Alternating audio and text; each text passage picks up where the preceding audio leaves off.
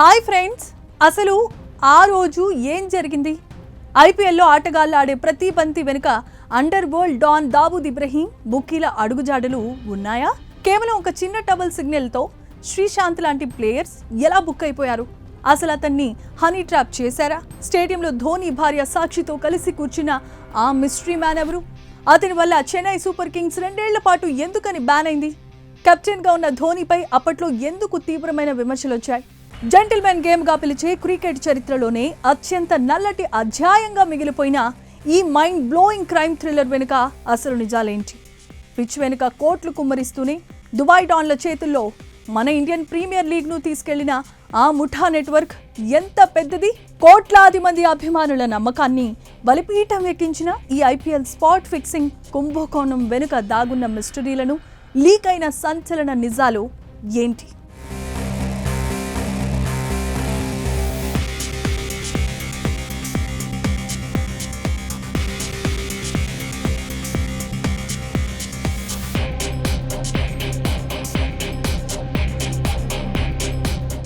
IPL cricket match చూస్తూ మైమరిచిపోయే కోట్లాది మంది అభిమానుల నమ్మకాన్ని గుండెల్లో గుణపాంతో పొడిచినట్లుగా మార్చేసిన ఆ నల్లటి రోజును క్రికెట్ ప్రేమికులు ఎప్పటికీ మర్చిపోలేరు. కేవలం ఒక్క బాల్, ఒక్క ఓవర్, ఒక చిన్న టబల్ సిగ్నల్ కోట్లాది రూపాయల బెట్టింగ్ మార్కెట్ను ఎలా శాసిస్తుందో బయటపడిన ఆ క్షణం క్రికెట్ను పూర్తిగా మంటగలిపేసింది. అప్పటి వరకు మైదానంలో ఫోర్ల వర్షం, వికెట్ల పతనం మాత్రమే చూసిన సాధారణ ప్రేక్షకుడికి పిచ్ వెనుక నడిచే అస్సలు సిసలైన స్టోరీని 2013 నాటి ఈ స్పాట్ ఫిక్సింగ్ కుంభకోణం కళ్లకు కట్టింది. అండర్ వరల్డ్ డాన్లు, బుకీలు, ఆటగాళ్లు కలిసి ఆడిన ఈ మైండ్ గేమ్లో శ్రీశాంత్ లాంటి స్టార్ ప్లేయర్స్ జైలు పాలయ్యారు. Chennai super Kings, Rajasthan Royals లాంటి అత్యంత విజయవంతమైన జట్లను ఏకంగా 2 సంవత్సరాల పాటు లీగ్ నుండి బ్యాన్ చేసిన ఈ వివాదం వెనుక ఎన్నో సంచలనమైన నిజాలు దాగున్నాయి.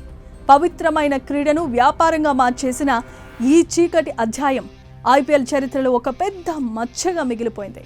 ఈ ఐపీఎల్ ఫిక్సింగ్ కథ 2013లో కాదు, 2012లోనే 2 సంచలన స్ట్రింగ్ ఆపరేషన్లతో మొదలైంది.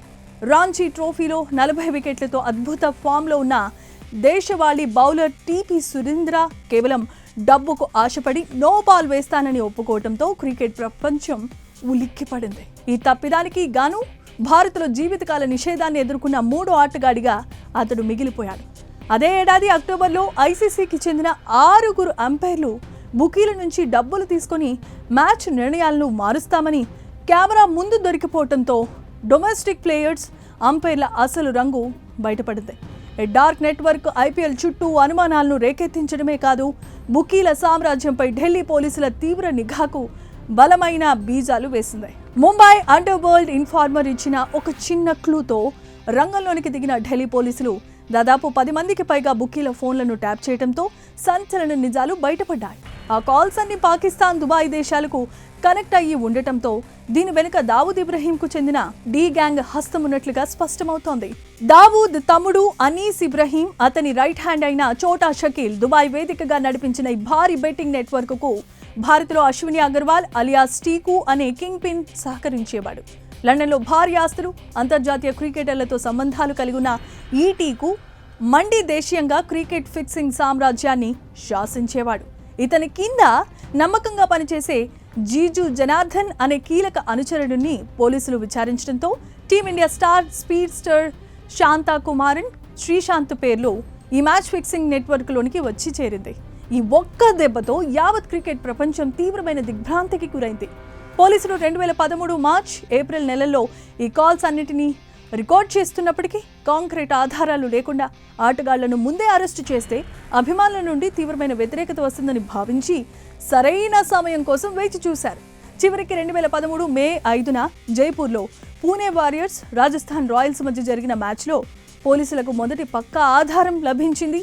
బుకీల ఒప్పందం ప్రకారం రాజస్థాన్ బౌలర్ అజిత్ చండీలా తాను వేసే 2వ ఓవర్లో 14 పరుగుల కంటే ఎక్కువ ఇవ్వాల్సి ఉంది.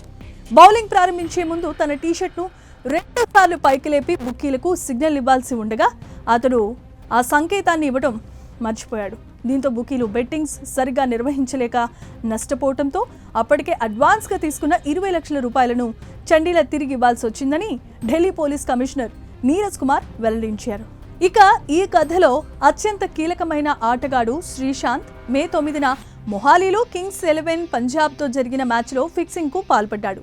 బుకీలతో కుదుర్చుకున్న డీల్ ప్రకారం తన 2వ ఓవర్లలో 14 పరుగులు ఇస్తానని సంకేతంగా ట్రౌజర్కు టవల్ను వేలాడదీశాడు. ఆపై బుకీలకు బెట్టింగ్ల కోసం సమయం దొరికేలా మైదానంలో అనవసరంగా స్ట్రెచ్చింగ్ చేస్తూ టైం వేస్ట్ చేశాడు.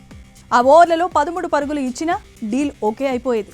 మే 15న ముంబైతో జరిగిన తదుపరి మ్యాచ్లో శ్రీశాంత్, చండీలా తుది జట్టులో లేకపోవడంతో బుకీలు అంకిత్ చవాన్ అనే మరో స్పిన్నర్ను రంగంలోనికి దించారు. కేవలం భయంకరమైన రీతిలో బుకీల స్కెచ్ను అమలు చేస్తూ తన 2వ ఓవర్లలో కేవలం 3 బంతుల్లో 14 పరుగులు సమర్పించుకున్నందుకు గాను చవాన్కు ఏకంగా 60 లక్షల రూపాయల భారీ మొత్తం అందినట్లుగా విచారణలో తేలింది. క్రికెట్ ప్రపంచాన్ని కుదిపేసిన ఈ స్పాట్ ఫిక్సింగ్ అప్పట్లో తీవ్రమైన సంచలనం సృష్టించింది. ఈ ఘోరమైన తప్పులన్నీ పోలీసుల నిఘా నీడలోనే జరగడంతో ఢిల్లీ పోలీసులు ముంబైకి చేరుకుని 3 రాజస్థాన్ రాయల్స్ ఆటగాళ్లను 20 మందికి పైగా బుకీలను అకస్మాత్తుగా అరెస్టులు చేశారు. ఈ వార్త అప్పట్లో దేశవ్యాప్తంగా వ్యాపించడంతో ఐపీఎల్పై ప్రజల్లో నమ్మకం పూర్తిగా సన్నగిల్లింది. టెలివిజన్ రేటింగ్స్లో ఏకంగా 14% పతనం నమోదైందని బిజినెస్ స్టాండర్డ్స్ పత్రిక ప్రచురించింది. ఆగ్రహించిన అభిమానులు శ్రీశాంత్ ఇంటిపై దాడులు చేశారు. క్రికెట్ తమను దారుణంగా వంచిందని ఆవేదన వ్యక్తం చేశారు.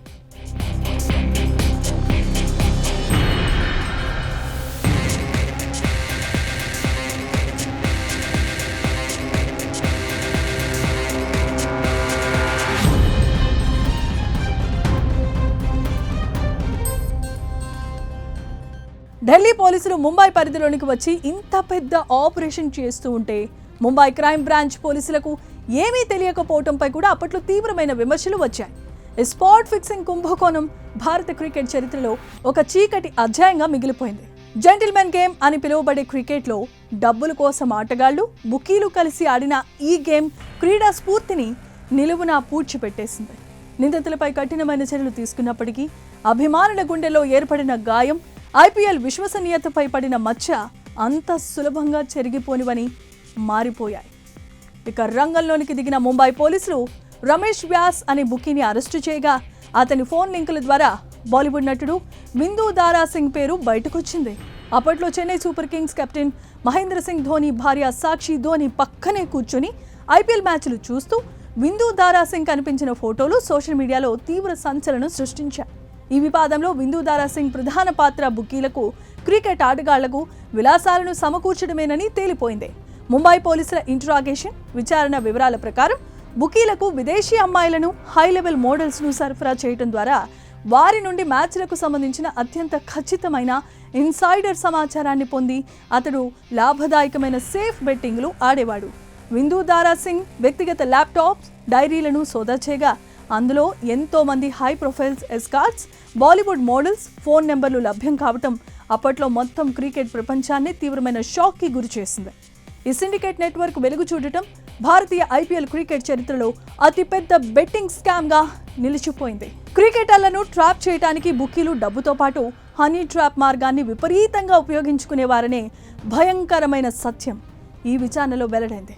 శ్రీశాంత్ దొరికిన హోటల్ రూమ్ సీసీటీవీ ఫుటేజ్లో ఒక మోడల్ కనిపించడం, అతన్ని అరెస్టు చేసిన రాత్రి కూడా కారులో 2 మోడల్స్ ఉండటం ఈ అనుమానాలకు బలాన్ని చేకూర్చింది. ఒక బుకీ ఇచ్చిన ఇంటర్వ్యూ ప్రకారం కొన్ని కోట్ల రూపాయలు చేయలేని పనులను అమ్మాయిలు చిటికెలో చేస్తారని, వారు తాము సంప్రదించిన ఆటగాళ్లలో 90% మంది తమ ప్రతిపాదనలకు ఓకే చెప్పారని పేర్కొనడం గమనార్హం.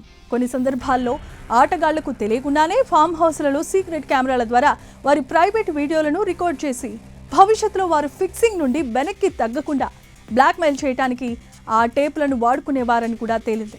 ఈ క్రికెట్ బెట్టింగ్ ప్రపంచం వెనుక ఉన్న చీకటి కోణం నిజంగానే షాకింగ్కి గురి చేస్తుంది.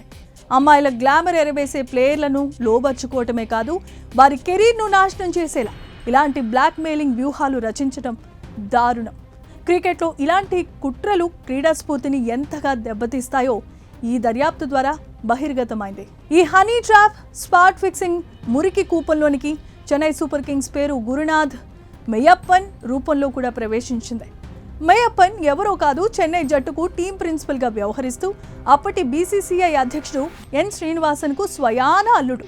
బుకీలతో నిరంతరం సంబంధాలు కలిగి ఉంటూ ఇన్సైడర్ సమాచారాన్ని చేరవేస్తున్నాడనే ఆరోపణలపై మే 24న అతన్ని అరెస్ట్ చేశారు. మే 26న చెన్నై, ముంబై జట్ల మధ్య ఫైనల్ మ్యాచ్ జరగాల్సి ఉండటంతో నిబంధనల ప్రకారం లీగ్ ప్రతిష్టను దెబ్బతీసిన చెన్నై ఫ్రాంచైజీని తక్షణమే రద్దు చేయాలనే డిమాండ్ ఊపందుకుంది. అయితే చెన్నై ఓనర్ అయిన ఇండియా సిమెంట్స్ సంస్థ వెంటనే స్పందిస్తూ మెయ్యప్పన్ తమ ఓనర్ కాదని, కేవలం గౌరవ సభ్యుడు మాత్రమేనని పేర్కొంటూ చేతులు దులుపుకోవడానికి ప్రయత్నించింది. ఇక ఈ హై ప్రొఫైల్ క్రికెట్ స్కాండల్ అప్పట్లో దేశవ్యాప్తంగా పెను సంచలనం సృష్టించింది.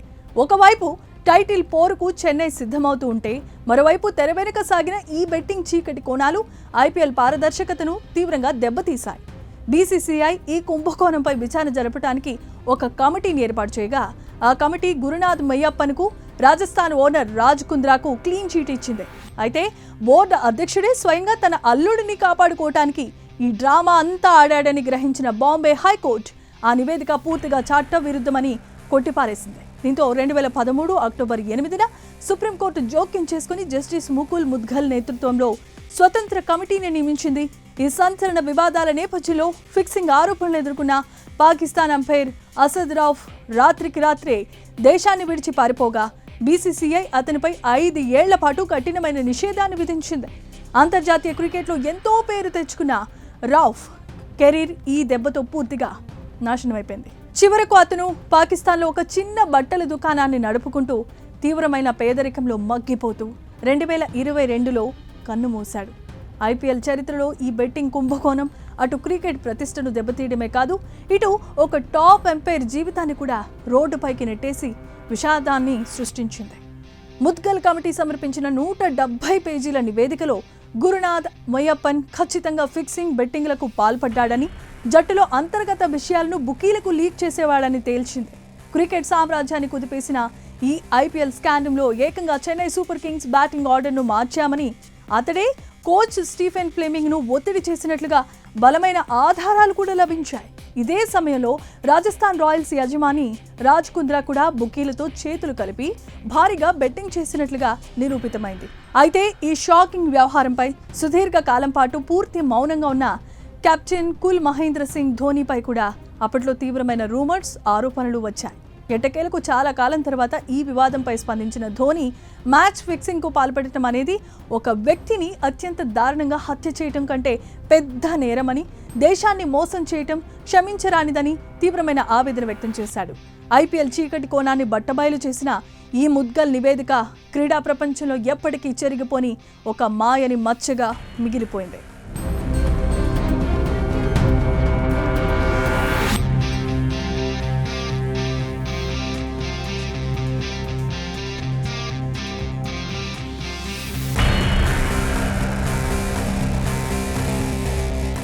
బీసీసీఐలో సంస్కరణలు తీసుకురావడానికి సుప్రీంకోర్టు జస్టిస్ ఆర్ఎం లోధా కమిటీని ఏర్పాటు చేసింది. ఈ కమిటీ సమర్పించిన సిఫారసుల ఆధారంగా 2015 జూలై 14న సుప్రీంకోర్టు సంచలన తీర్పునిస్తూ Chennai super Kings, Rajasthan Royals జట్లపై 2 సంవత్సరాల పాటు నిషేధాన్ని విధించింది. గురునాథ్ మెయ్యప్పన్, రాజ్ కుంద్రాలపై జీవితకాలం పాటు నిషేధాన్ని విధించింది. దాంతో 2016, 2017 సీజన్లలో ఈ 2 జట్లు లీగ్లో ఆడలేదు. ఆ తర్వాత 2018లో రీ ఎంట్రీ ఇచ్చిన చెన్నై సూపర్ కింగ్స్ మళ్లీ కప్పు గెలిచి తన సత్తా చాటుకుంది. కాలక్రమేణా ఈ కేసులో ప్రధాన నిందితులకు సాంకేతిక కారణాల వల్ల కోర్టుల నుండి క్లీన్ చీట్ లభించినప్పటికీ ఐపీఎల్ చరిత్రలో ఇదొక మాయని మచ్చగా మిగిలిపోయింది. ఇక ఈ వివాదం క్రికెట్ రూపురేఖలనే మార్చేసింది. ఐపీఎల్ యాజమాన్యం ఆటగాళ్ల భద్రతపై కఠినమైన నిబంధనలు తీసుకురావడానికి కారణమైంది. ప్రతి జట్టుకు యాంటీ కరప్షన్ ఆఫీసర్లను కేటాయించడం, హోటల్ గదుల్లో బయటి వ్యక్తుల ప్రవేశాన్ని పూర్తిగా నిషేధించడం లాంటి చర్యలు చేపట్టారు. ఆటగాళ్లు బుకీల నుండి వచ్చే ఫోన్ కాల్స్, మెసేజ్ల వివరాలను వెంటనే నివేదించడం తప్పనిసరి చేశారు. ఈ సంస్కరణలు లీగ్ పారదర్శకతను పెంచడానికి ఉపయోగపడ్డాయి. క్రీడల్లో నైతికత ఎంత ముఖ్యమో ఈ ఘోరమైన కుంభకోణం నిరూపించింది. ఈ డార్క్ ఎపిసోడ్ తర్వాతే బీసీసీఐ అవినీతిపై ఉక్కుపాదం మోపింది. కోట్లాది మంది అభిమానుల నమ్మకాన్ని కాపాడేందుకు సాంకేతికతను, కఠినమైన నిఘా వ్యవస్థను రంగంలోనికి దించింది. ఆటగాళ్ల కెరీర్లను నాశనం చేసే ఇటువంటి స్పాట్ ఫిక్సింగ్ ముఠాల ఆట కట్టించడానికి ఫ్రాంచైజీలు సైతం ప్రత్యేకమైన కౌన్సిలింగ్ క్లాసులు నిర్వహిస్తున్నాయి. కేవలం డబ్బు, విలాసాల కోసమే ఈ క్రీడా స్ఫూర్తిని తాకట్టు పెడితే ఎలాంటి తీవ్రమైన పరిణామాలు ఎదుర్కోవాల్సి వస్తుందో ఈ సంఘటన నేటి యువ క్రికెటర్లకు ఎప్పటికీ ఒక గుణపాఠంగానే మిగిలిపోతుంది. లీగ్ విశ్వసనీయతను నిలబెట్టేందుకు ఈ కఠిన నిర్ణయాలు ఎంతో అవసరమయ్యాయి. నేటి డిజిటల్ యుగంలో ఆన్లైన్ బెట్టింగ్ యాప్లు చట్టబద్ధంగా చలామణి అవుతున్నప్పటికీ మైదానంలో జరిగే మోసాలు క్రీడా స్ఫూర్తిని చంపేస్తాయి. 2013 నాటి ఆ చీకటి రోజులు నేటికి ఐపీఎల్ చరిత్రలో ఒక మైలురాయిలుగా మిగిలిపోయాయి. కోట్లాది మంది ఆశలు, ఆకాంక్షలు దాగి ఉండే ఆటలో స్వార్థం ప్రవేశిస్తే జరిగే నష్టం ఎలా ఉంటుందో ఈ కథ స్పష్టం చేస్తోంది. శ్రీశాంత్, చండీల, అంకిత్ చావన్ వంటి స్టార్ క్రికెటర్స్ బుకీల ఉచ్చులో పడి దేశం గర్వించే ఆట పరువును బజార్న పడేశారు. కేవలం కొన్ని పరుగుల కోసం, కొన్ని కోట్ల డబ్బు కోసం ఆడిన ఈ స్పాట్ ఫిక్సింగ్ మైండ్ గేమ్ యావత్ క్రికెట్ ప్రపంచాన్ని నివ్వెరపరిచింది. బీసీసీఐ కఠిన చర్యలు తీసుకుని లీగ్ చుట్టూ నేడు మరింత రక్షణ వలయాలను ఏర్పాటు చేసినప్పటికీ అభిమానుల గుండెల్లో రేగిన ఆ అనుమానాల సెగలు పూర్తిగా చల్లారలేదు. ఆటగాళ్లపై ఉన్న అమితమైన నమ్మకాన్ని ఈ ఒక్క సంఘటన అతలాకుతలం చేసింది. క్రికెట్ ప్రేమికులు ఎప్పటికీ మరువలేని ఒక చేదు జ్ఞాపకంగా ఈ స్పాట్ ఫిక్సింగ్ వివాదం చరిత్ర పుటల్లో నిలిచిపోతుంది.